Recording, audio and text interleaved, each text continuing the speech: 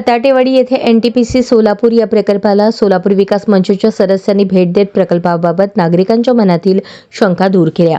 या प्रकल्पामध्ये अत्याधुनिक आणि जागतिक दर्जाचे तंत्रज्ञान वापरण्यात आले आहे, त्यामुळे प्रकल्पाच्या चिमणीमधून प्राणघातक रसायन हवेत सोडले जात नाही, फक्त पाण्याची वाफ बाहेर पडते।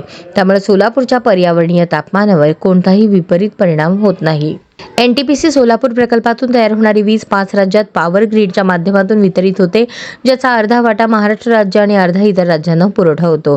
एनटीपीसी सोलापूर प्रकल्प राष्ट्रीय धरोहर असून महत्त्वाचा वीज निर्मिती प्रकल्प आहे, जो स्थानिक समुदायांना ऊर्जा पुरवतो। या प्रकल्पाने पर्यावरण संवर्धनाच्या वचनबद्धतेतून दरवर्षी 50,000 झाडे लावण्याचा संकल्प केला आहे। आजपर्यंत 5 लाखांहून अधिक झाडे लावली गेली असून त्यातील 80% झाडे जगली आहेत। हा उल्लेखनीय यशाचा दाखला आहे।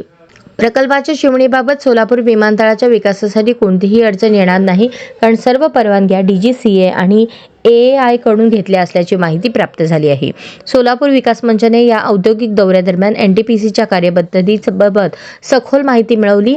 टर्बाइन आणि नियंत्रण कक्षाची पाहणी देखील मंचच्या सदस्यांनी केली। मंचने यापूर्वी प्रिसिजन कॅम्पशाफ्ट लिमिटेडला भेट दिली असून भविष्यात विविध उद्योगांना भेटी देऊन त्यांच्या कामकाजाचा आढावा घेतला जाणार असल्याचे सांगण्यात आले।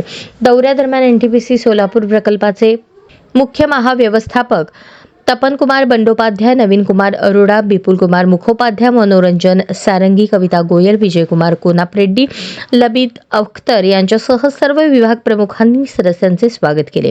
सोलापूर विकास मंचचे केतन शहा, विजय कुंदन जाधव, मनोज क्षीरसागर, अमृता अकुलुस्कर, महेश हाणमे, प्रशांत भोसले, अक्षय फडके, प्रसन्न नझारे, राहुल होनकळस, ॲडव्होकेट दत्तात्रय अंबोरे आदी सदस्यांची उपस्थिती होती।